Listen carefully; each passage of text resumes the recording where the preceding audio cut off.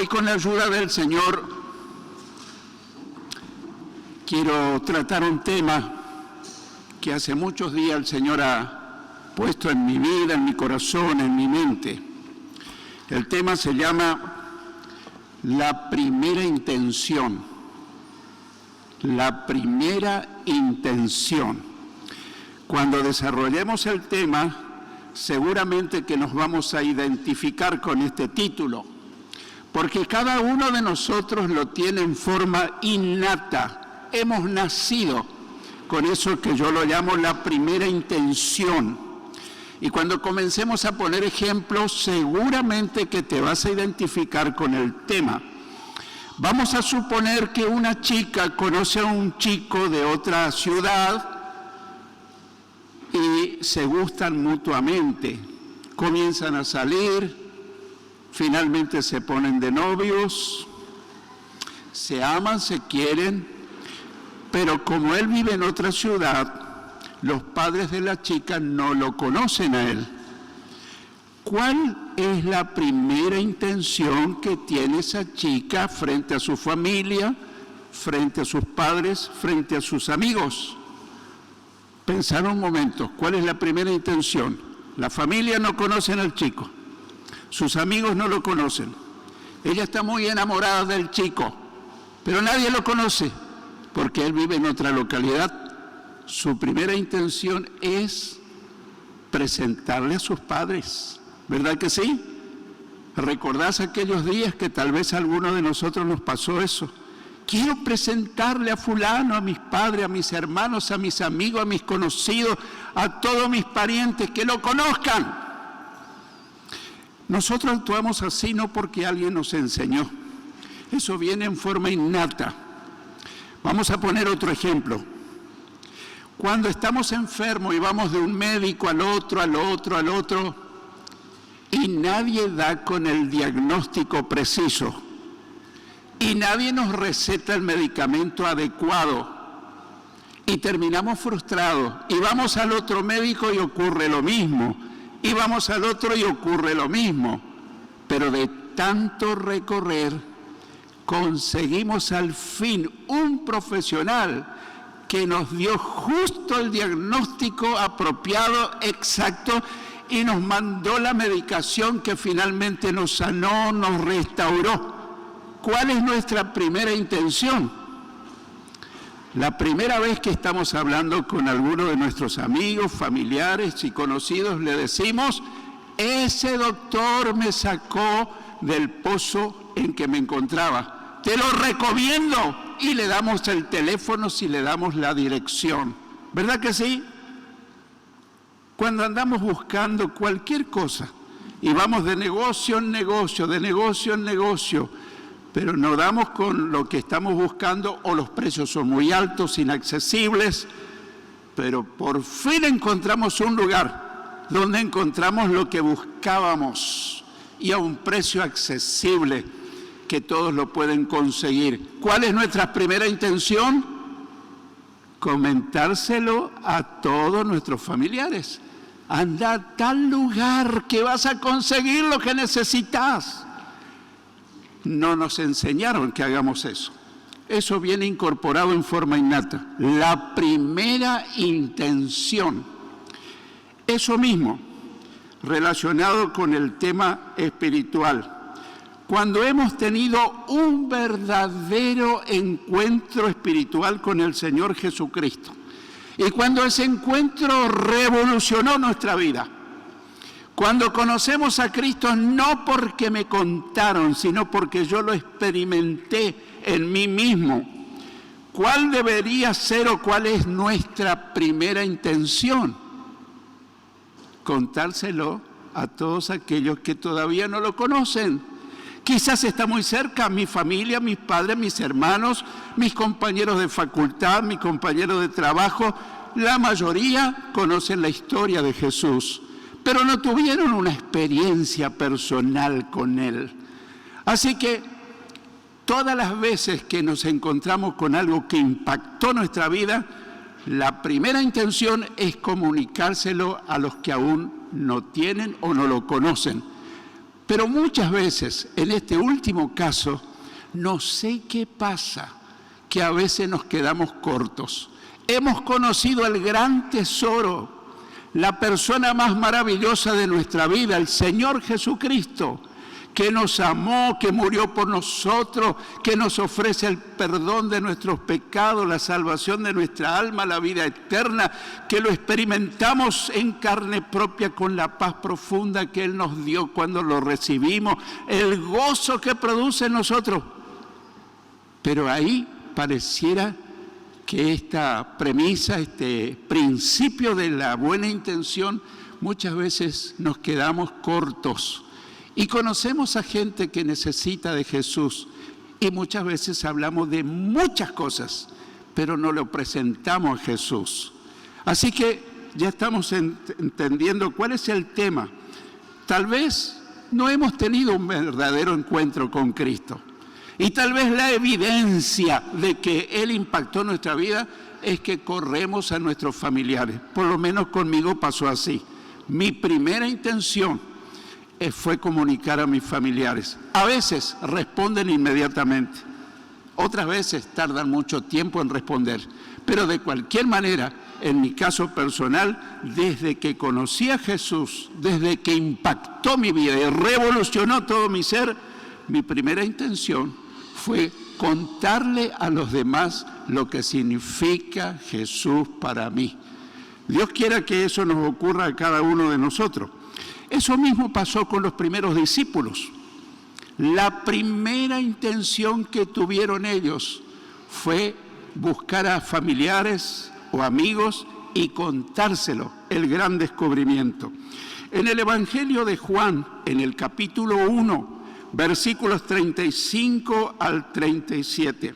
Evangelio de Juan, capítulo 1, versículos 35 al 37 dice: al día siguiente, Juan el Bautista, o el bautizador, como también se le puede decir, estaba de nuevo allí con 2 de sus discípulos.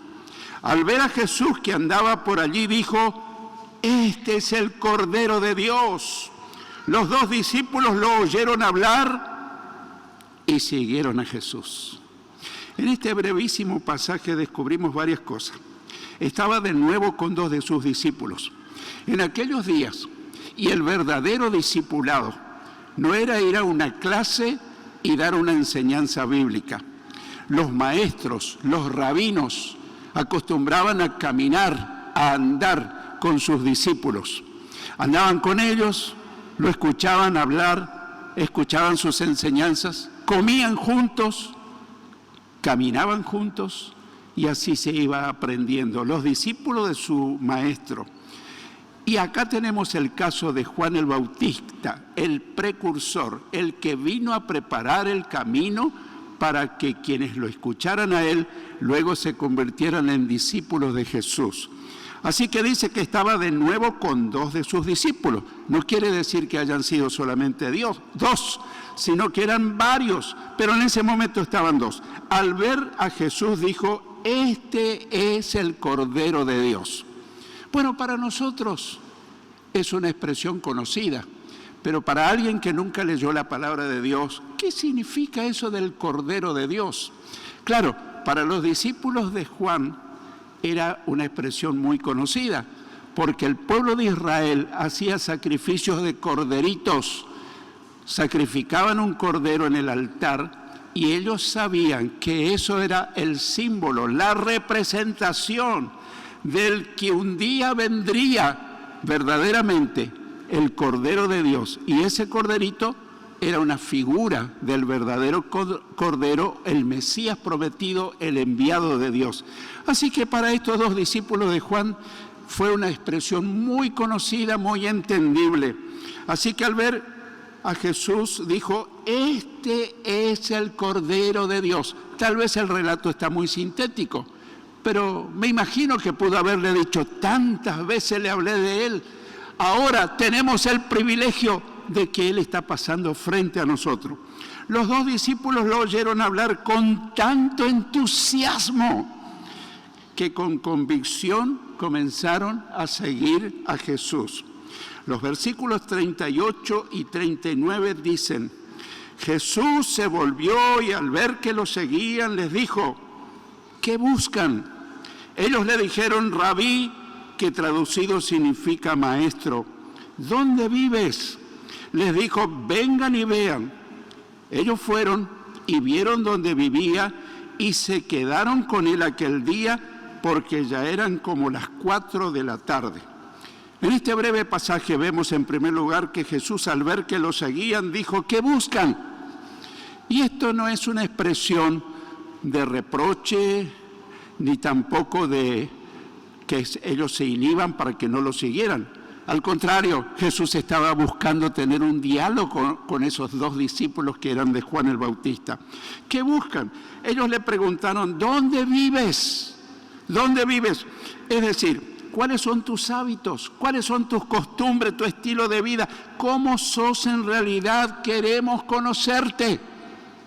Jesús podía haberle explicado con palabras, con lujo de detalles: yo vivo en tal parte, mis prácticas cotidianas son esta y la otra, en tal momento dedico a orar, en tal momento a leer las Escrituras, pero Él no le explicó nada de eso.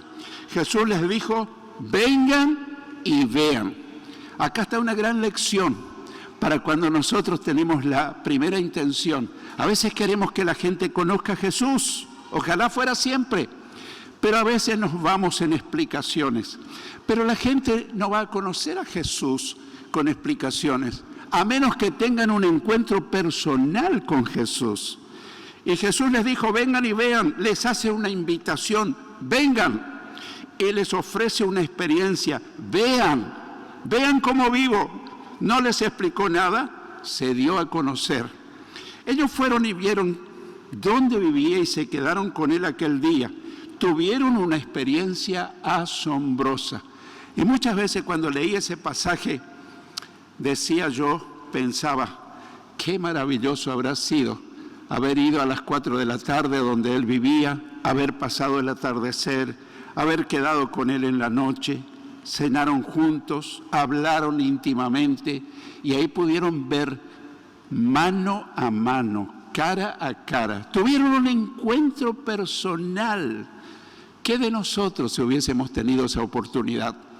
Bueno, nosotros lo tenemos, nada más que espiritualmente. No está físicamente, pero a través del Espíritu Santo hasta podemos percibir su dulce y santa presencia cuando hay un corazón que de verdad lo quiere encontrar. Así que ellos descubrieron quién era en realidad Jesús al tener esa experiencia de compartir con él. Los versículos 40 al 42 del mismo pasaje. Versículos 40 al 42 dicen: Andrés, el hermano de Simón Pedro, era uno de los 2 que habían oído a Juan el Bautista, y habían seguido a Jesús.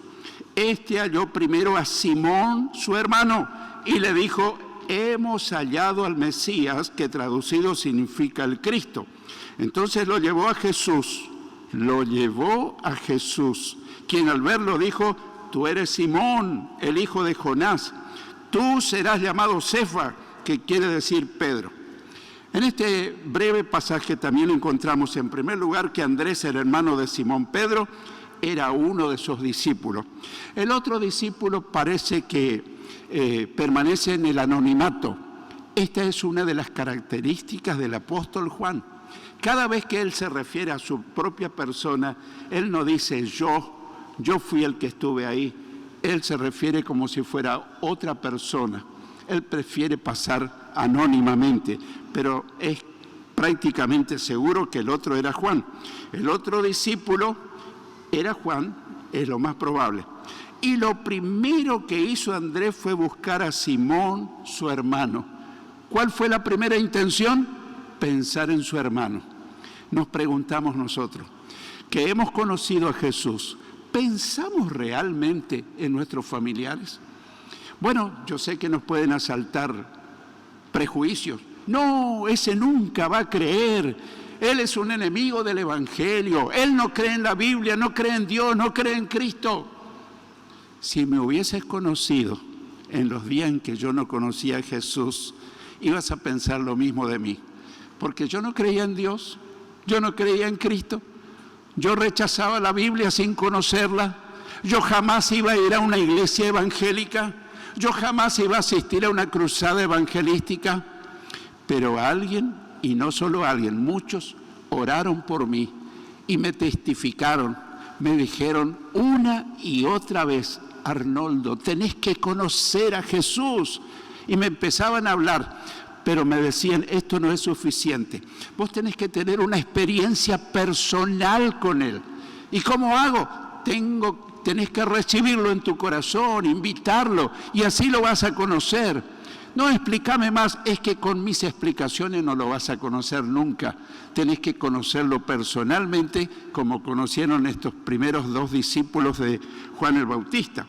Le dijo: hermanos, hemos hallado al Mesías, que traducido significa el Cristo, el ungido de Dios. De paso digo, la palabra Mesías o Cristo es la misma palabra en distintos idiomas. Mesías es en hebreo y Cristo proviene del griego, pero quiere decir el ungido de Dios, el enviado de Dios. Así que la primera intención de Pedro fue pensar, la primera intención de Andrés fue pensar en su hermano Pedro. Qué buena esa primera intención. Dios quiera que cada uno de nosotros a partir de hoy comencemos a pensar en nuestros seres queridos. Personas que tal vez si hoy partieran a la eternidad no entrarían al cielo. Porque mucha gente piensa que para entrar al cielo simplemente hay que estar bautizado en una religión, asistir esporádicamente a una iglesia y está todo terminado. Pero Jesús dijo que si no nacemos de nuevo, si no tenemos una experiencia del nuevo nacimiento, un cambio profundo que obra el Espíritu Santo cuando recibimos a Cristo en el corazón, jamás entraríamos al cielo al partir de este mundo. Así que eso se produce cuando una persona conoce de primera mano al Señor Jesucristo. Inmediatamente lo llevó a Jesús, quien al verlo dijo: tú eres Pedro, tú eres Simón, el hijo de Jonás. Tú serás llamado Cefas, que quiere decir Pedro. Era habitual que en aquellos días Dios o Jesús le cambiaran el nombre a las personas.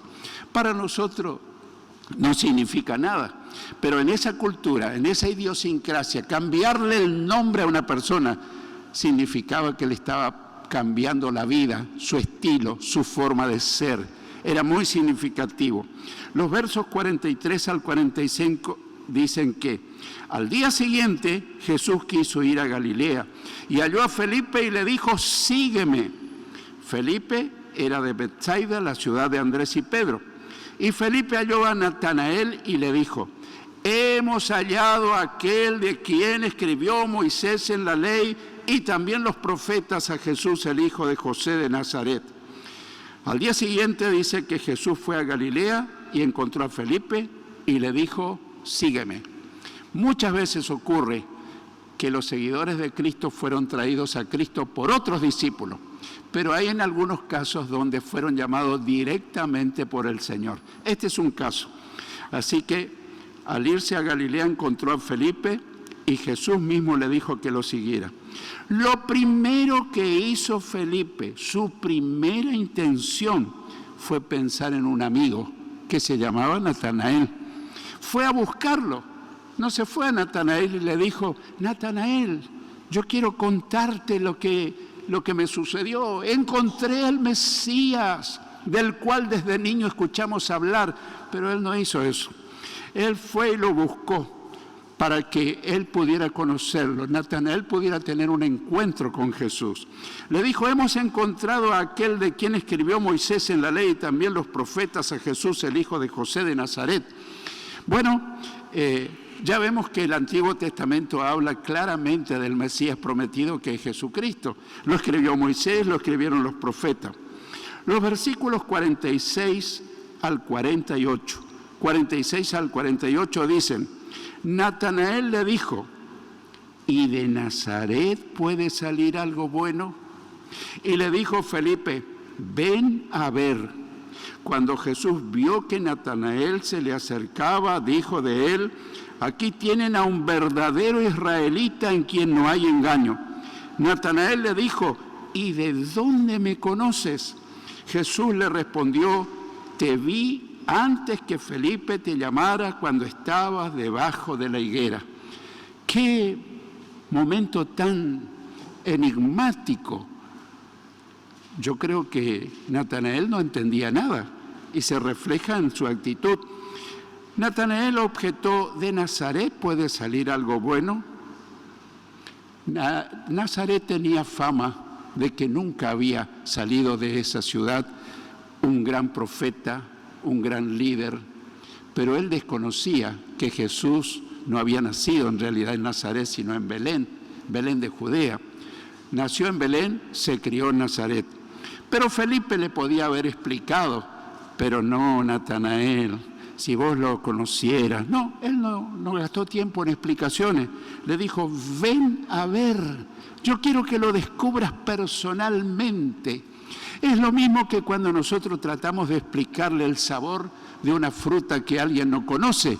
Y la persona nos pregunta: ¿pero qué sabor tiene? ¿Es dulce? ¿Es agridulce? Y nosotros podemos gastar mucho tiempo en explicaciones. Pero ¿cuál es la mejor forma que la persona conozca ese fruto? Dándole a probar. Hermanos, dar a conocer a Cristo no es contarle la historia de Jesús, es hacer que la persona tenga un encuentro personal con Jesús, es hacer que Él lo experimente en carne propia, y eso hará que su vida sea revolucionada. Hay muchos cristianos que conocen la historia de Cristo, pero su vida no ha sido realmente revolucionada. Pero alguien que realmente tuvo una experiencia personal con Jesús nunca va a ser la misma persona, porque lo que produce Cristo en la vida de cualquiera es un cambio radical. En aquellos días no solo cambiaba el nombre, sino que le cambiaba toda la vida. La Biblia dice: de manera que si alguno se une a Cristo, es una nueva criatura, una nueva creación. Las cosas viejas quedaron atrás, desde ahora todas son hechas nuevas. La persona que nunca experimentó un cambio dice: ¿pero será? ¿Tanto cambio produce? Yo te puedo asegurar, y todos los que hemos tenido esa experiencia, que el cambio profundo que hace Jesús al recibirlo en el corazón, porque en ese momento el Espíritu Santo entra y comienza a actuar en nuestra mente, en nuestro corazón, en nuestras experiencias personales, íntimas, en nuestra mente, en nuestra conducta, es realmente asombroso. No se lo puede explicar racionalmente. Es un cambio profundo. Pero eso no se produce a través de un relato, un comentario. La persona tiene que experimentar. Por eso, la primera intención de los primeros discípulos no fue contarle a la gente la historia de Jesús, sino llevarle a que cada uno tuviera ese encuentro personal. Jesús ya conocía a Natanael y le dijo: él es un verdadero israelita en quien no hay engaño. ¿Qué significa esa expresión?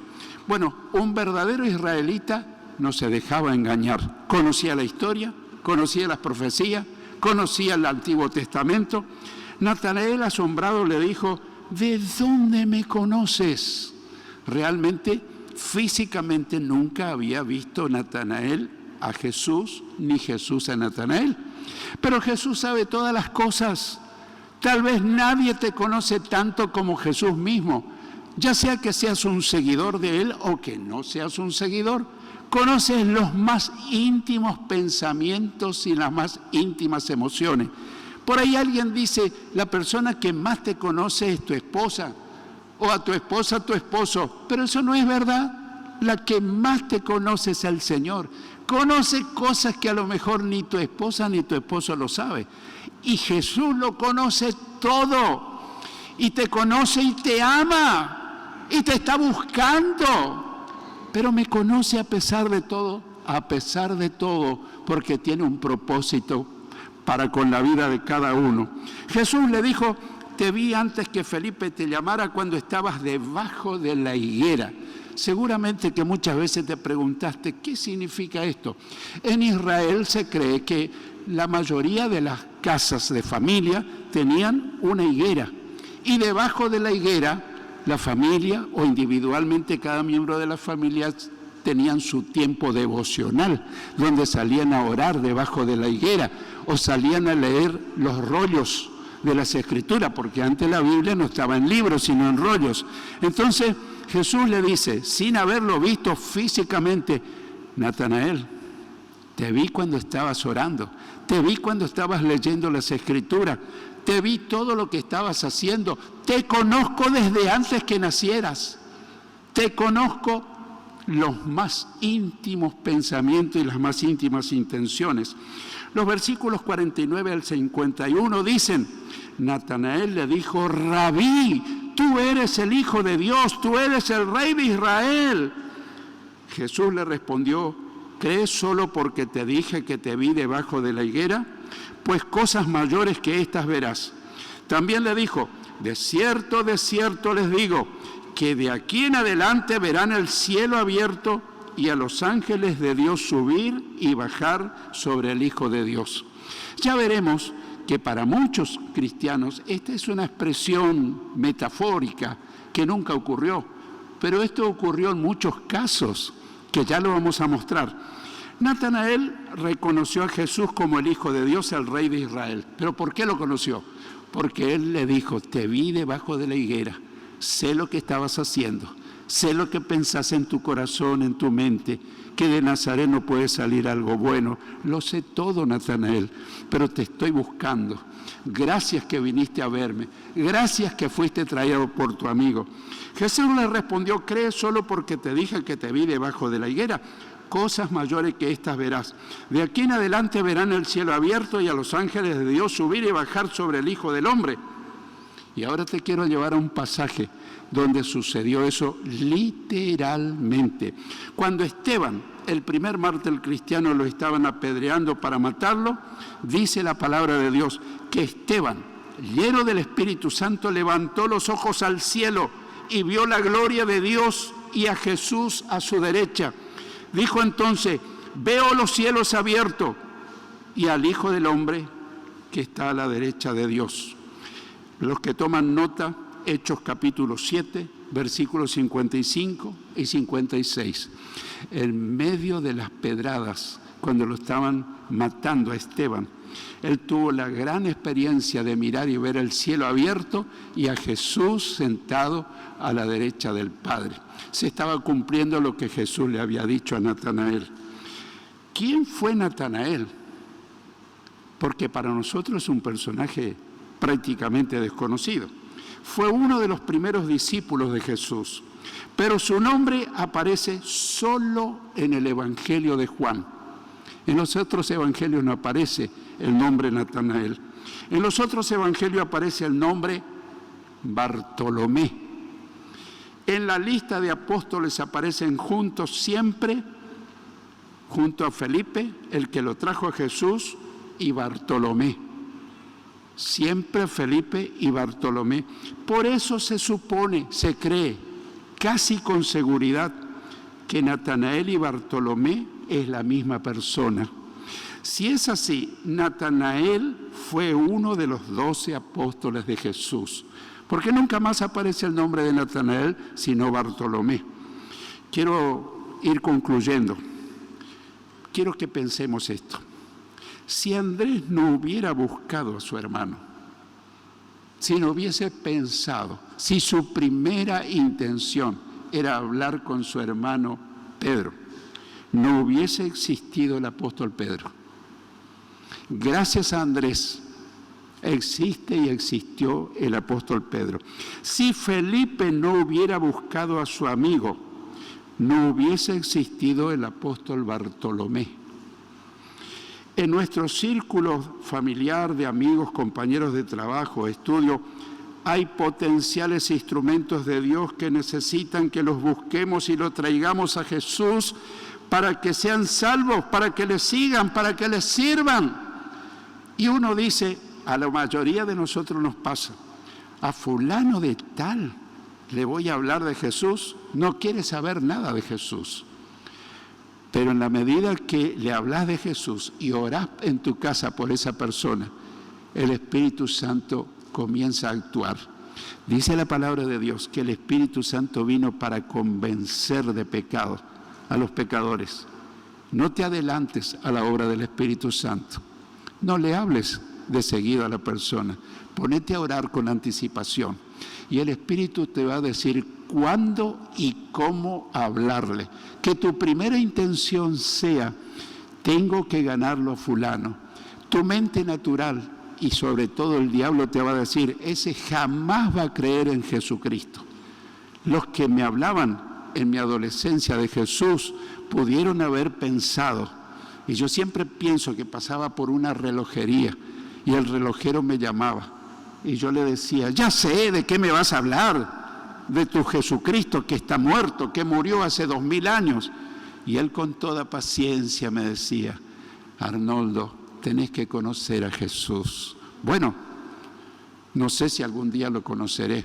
Yo estoy orando por vos. Lo que yo no puedo mostrarte, el Espíritu de Dios te va a mostrar. Dicho y hecho. Pasaron los años y a los 23 años tuve mi gran encuentro personal con Jesús. Y la primera intención que tuve fue hablarle a mi hermana Leticia, que ya está con el Señor. Y mi hermana aceptó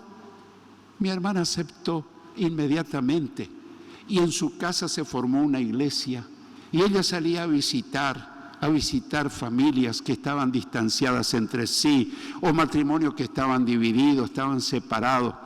Y me pedía que yo colabore con su incipiente iglesia, que vaya a predicar, que vaya a enseñar. Y así se formó una de las iglesias que formó mi hermana y que yo la ayudé. Pero si alguien me hubiese conocido antes que yo tuviera mi gran encuentro con Jesús, hubiese dicho, olvídalo, este es un ateo que jamás va a creer.